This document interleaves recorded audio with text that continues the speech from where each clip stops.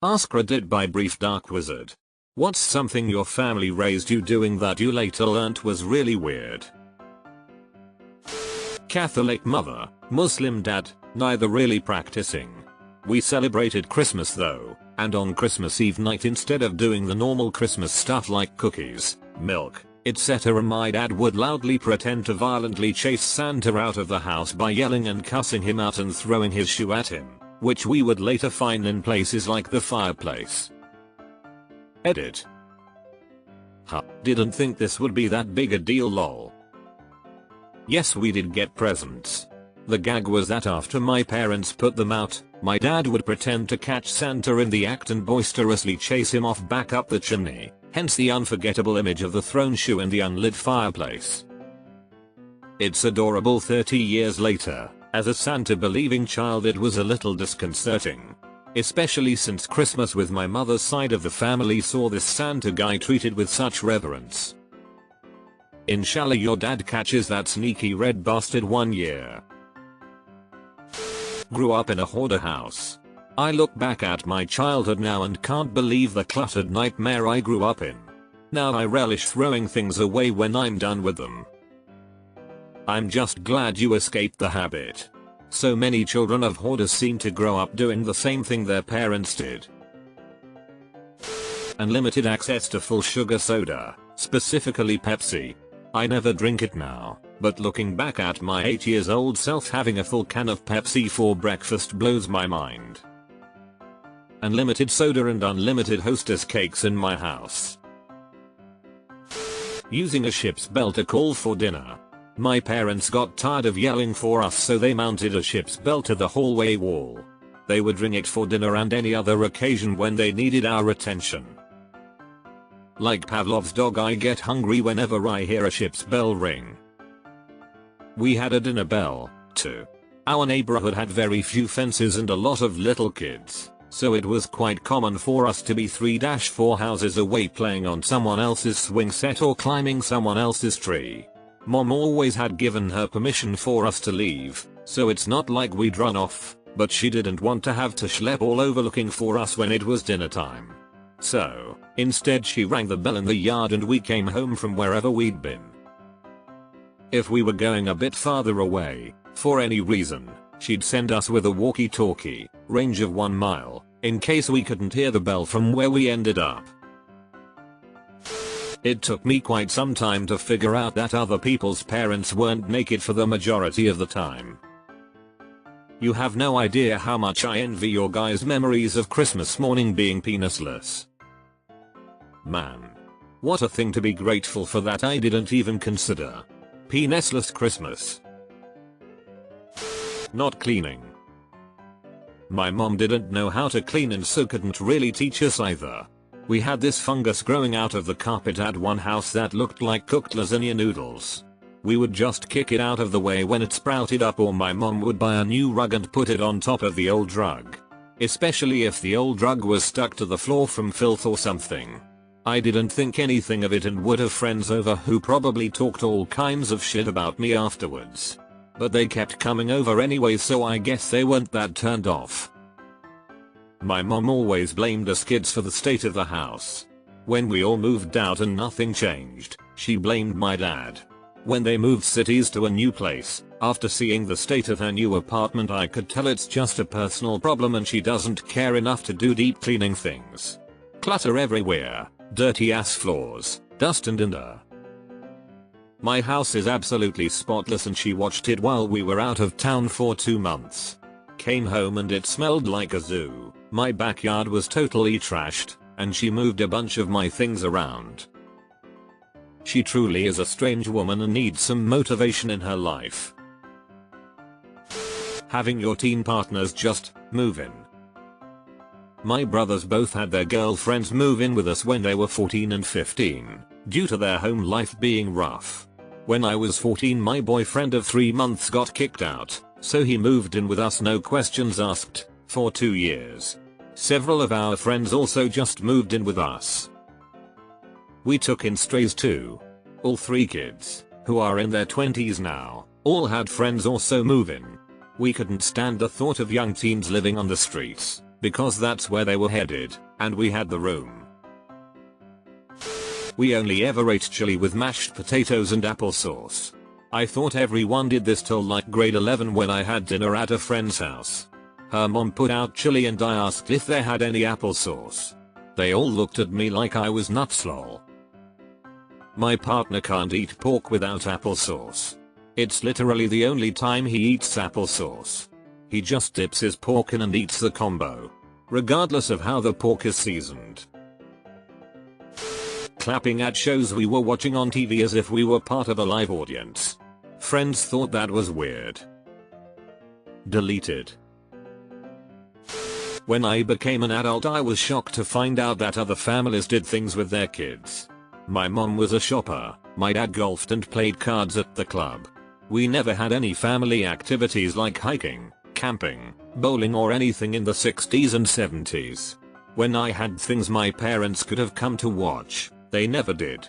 My daughter was a good tennis player and I spent every afternoon and all weekends with her playing. She did get a full ride tennis scholarship in Hawaii for college. I don't think I had one real conversation with my dad. When he was dying, I asked him if he could tell me he was proud of me. He said I'll think about it. That shit f's you up for life. Oof. My dad said the reason he loved my brother and sister more and was there for them was because they gave him something to be proud of. Not cleaning our bathtubs.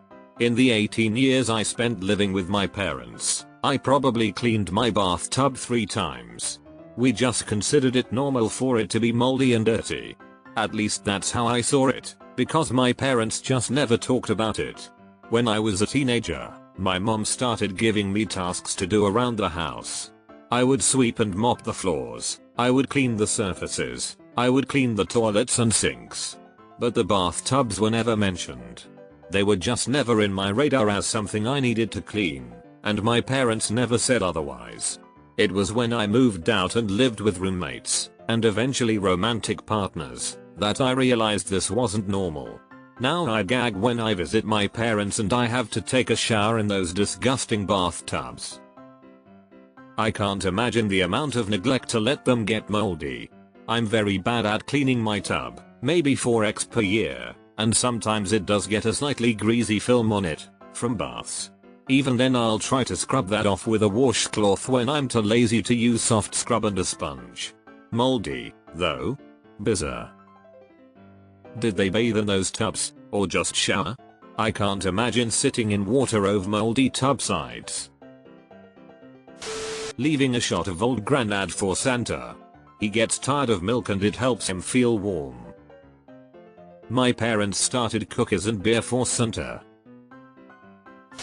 My Taiwanese-born dad called tortillas burrito skins. I still call them that when I'm tired. We were not allowed to have a drink with our meals. It could be the driest food ever or you could be thirsty as all hell. Nope, no water. Finish the meal first. Bathing showering only on Saturday evenings. I must have smelled so bad back then, especially since my dad smoked in the house. It was to save money on the water bill. But a pack of cigarettes a day was in the budget. Oh shit. Yup. No money for clothes or food, but we had beer, tequila, weed and cigarettes. Apparently other people's moms didn't just give their kids $5 for lunch and then sleep all day. Nah, some of us got free lunch. Mom woke up long enough to do the forms lol. Following our dad around to make sure he wasn't inconvenienced by even the smallest of things just so we could try to prevent his next inevitable meltdown. I feel this. I was a little girl following my dad around to make him stop shouting. A nice one between all the sad ones. Apparently, people think getting your kids salamanders as pets is weird. But I disagree, they are super cute. I've had salamanders from 8 up until 18. It taught me that animals other than mammals were awesome too. Whenever it was one of our birthdays, my father made us keep a pen and pad next to the phone to list everyone who called and when. He'd then keep a blacklist of everyone who didn't call, or didn't call in a timely fashion. For example, the closer you were related, The earlier in the day you should call under his rules. I didn't realize this was messed up until I was an adult and had a lot of therapy. Until the day she died, my grandmother kept a list of every single gift she gave and received, with a price next to it. She wanted to make sure she always got what she was owed. Giving each other back massages. My sisters and I grew up in a house where my mom and dad would always offer to rub our backs or play with our hair to help us wind down for bedtime. So we grew up thinking that it's normal to exchange daily back rubs with your family. Is this weird or normal? I still don't know. But my sisters and I still do this when we go visit each other, and we seem to be the only family who does. I never see my husband's sisters start a back rub train on the couch while they're watching a movie during Christmas break. It's just us lol. Starting to think that we are the weird ones. I don't think it's weird. We rub our 5-year-old's back while she's falling asleep. My mom rubs mine sometimes and will play with my hair. It's so relaxing. Back rubs are awesome. I've had several people tell me that I eat weird in relation to the order I eat my food, because generally I still eat the way I was taught as a kid. As a kid, we were taught to eat all our non-potato vegetables first, then the potatoes, then meat. I thought that was how everyone ate, until years later, eating with other people, they'd be all concerned that I didn't like the meat that was served because I hadn't touched it yet. Asked mum about it once, and her reasoning was that since we were never made to finish everything on our plate, if we were too full to finish, at least we would have eaten our vegetables, and any meat that was left over was generally put in our sandwich for lunch the next day, instead the usual Vegemite sandwich. Your mom sounds legit. If I had friends over, my mom wouldn't allow me to offer them anything to eat, nor anything to drink except bottled water. They also weren't allowed to use the upstairs washroom, they had to use the tiny one in the basement. They also weren't allowed to sit on any of the couches, and half the time not even on the chairs. Fairly certain my mom was trying to make visits by friends as unwelcoming as possible so they wouldn't visit and ditch me as a friend. She thought that all that mattered was studying and getting good grades, and she was more than willing to sacrifice my social life happiness to ensure that I got good grades. That's sad. I'm sorry. Those things stick with you. I didn't realize how weird it was that when I was in 7th grade, my birthday Christmas gift was porn mags probably randomly taken from my stepdad's massive collection. Like 40 plus large garbage bags full. I ended up having some of the strangest sexual relationships out of anyone I know, and I think it was because it was so weirdly normalized in my house. At the time I was just annoyed because it was basically a non-gift. He had so much porn stored I could have filled my closet and he wouldn't have noticed it gone missing. I didn't have to seek it out. WTF, that's child abuse. My parents are really germophobic and my dad thinks he has to kill the bacteria on the bread when he buys it fresh, so he puts it in the oven to toast and almost fucking burns it. He thinks that whoever did the bread sneezed or accidentally spit on it. In my country we eat bread almost every day. I thought everybody did this. This is insane. Deleted. We had pet rocks, named them. In a thread full of horrible things. This is actually kind of adorable. I like it. So you take regular spaghetti, right? With regular spaghetti sauce. Now add soy sauce to it. I confess that soy sauce in spaghetti feels out of place for me, but I use soy sauce for umami flavor in lots of non-Asian foods. My favorite is stew. A little soy sauce goes a long way in enhancing the beefiness.